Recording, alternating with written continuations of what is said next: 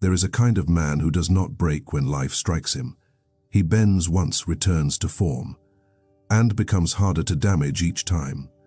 Ancient Japan had a name for this rare transformation, a process so brutal, so honest, that only a few ever attempted it. Seishin Tanren, the forging of the spirit. And the Last Ronin believed this. A man is not born unbreakable. He is forged that way.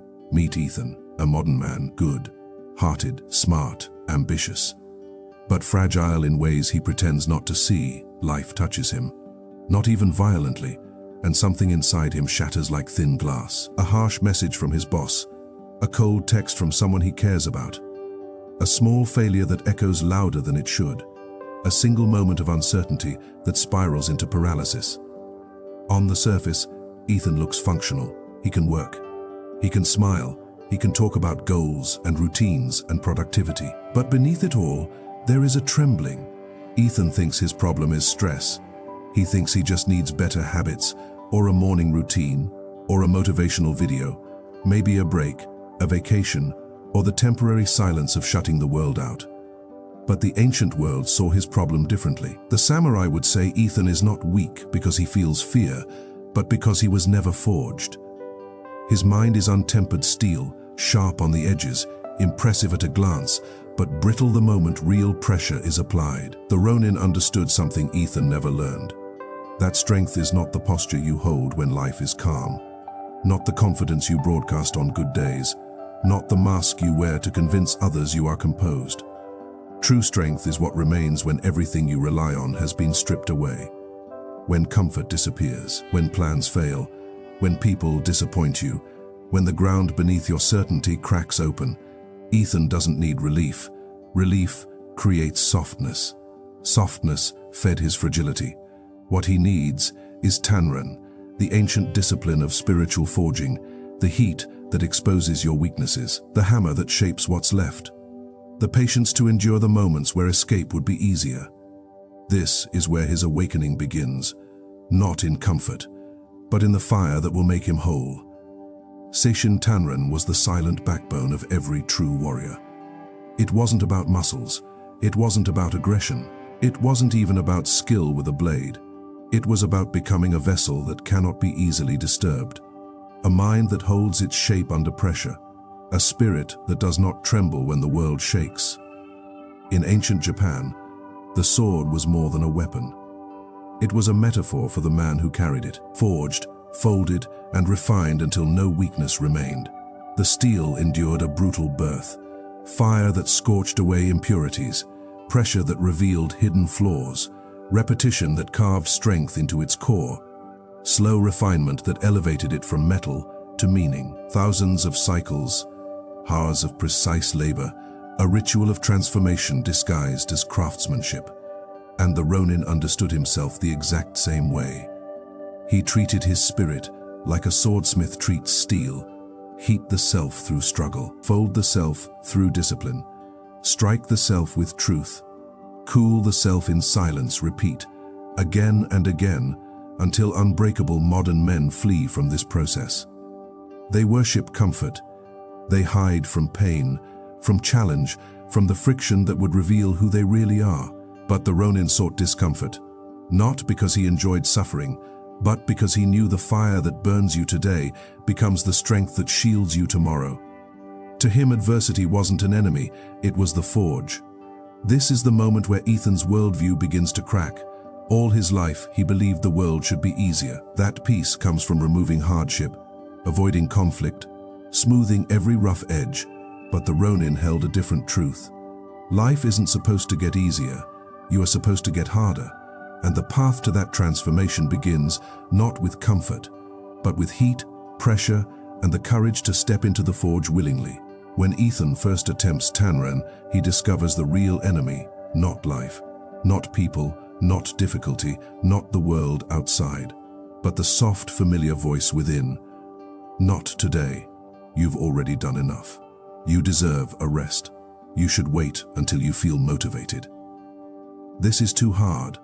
Why suffer? This voice is subtle, gentle, deceptively reasonable. It doesn't scream, it whispers. And the whisper feels like self-care. But this voice is ancient, older than civilization, older than discipline, older than every dream Ethan carries. It is biological, primitive, designed for survival, not greatness. It evolved to keep you alive, not to help you rise. Its goal is not to strengthen you, only to keep you safe still, protected from any form of strain. To the Ronin, this voice was not an enemy to be feared. It was the anvil upon which he forged himself. Every excuse was another strike of the hammer. Every moment of discomfort was another fold in the steel. Every surge of fear was another second inside the flame. The internal war was never about violence, not about self-hatred, not about crushing your emotions or silencing your mind. The Ronin knew the truth. The internal war is won by endurance, the quiet, stubborn refusal to step away from the heat. By standing inside the fire for one breath longer than the weaker version of you wants. Ethan begins to understand this. He sees that his struggle is not a sign of failure, but the first spark of transformation. He sees that the voice telling him to stop is the raw material he must shape, and he discovers what the Ronin knew for centuries. Pain is not the signal to stop. Pain is the signal that forging has begun. The Ronin's path to spiritual forging was shockingly simple. Do the hard thing, every day, with calm, without negotiation, until it becomes identity. Not a routine, not a challenge, a way of being. This is where most modern minds revolt. Because the modern mind wants hacks, shortcuts, motivation, comfort. A guarantee that effort will feel good, that discipline will be pleasant, that growth will be gentle.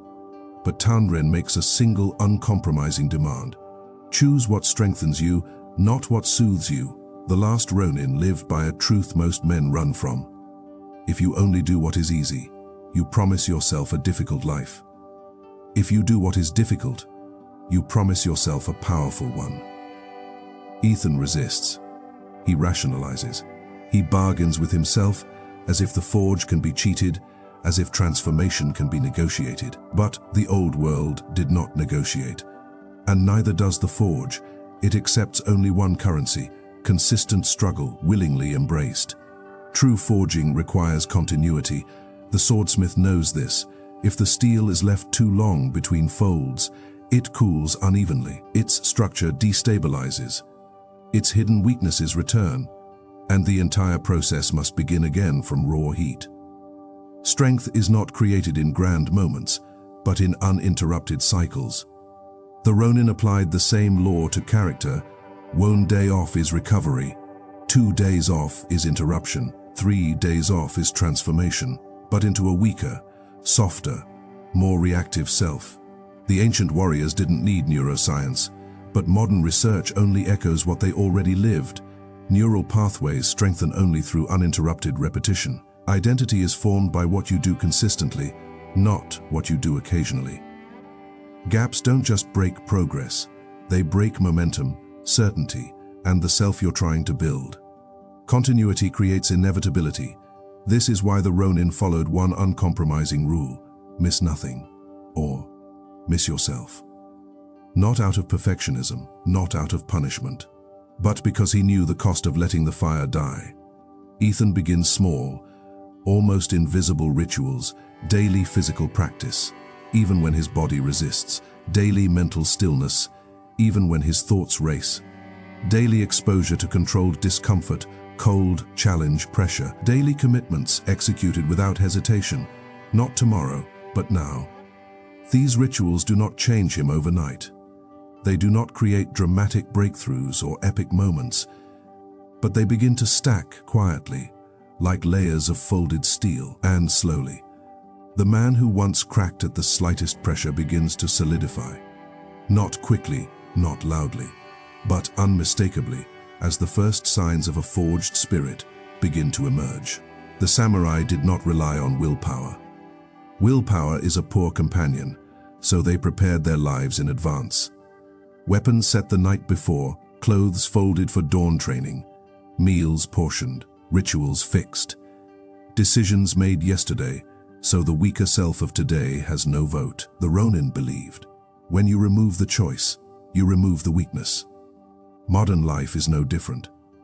If Ethan wants to train, his clothes must already be set out. His schedule already protected.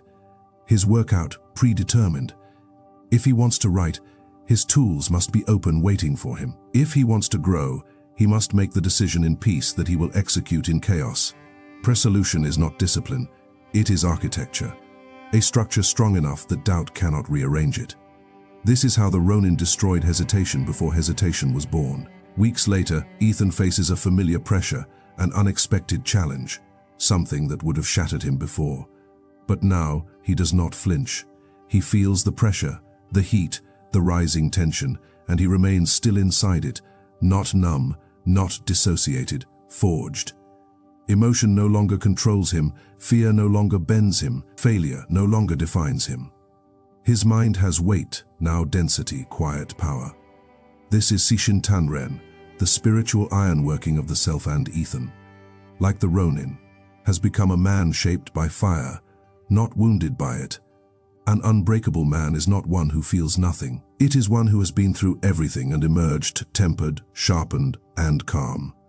If this philosophy resonates with you, if you feel the pull of ancient discipline, if you want to walk the same path of inner forging, then subscribe for more lessons from the Last Ronin and the path of Bushido Zen here on Ashen Path. Your forging has just begun.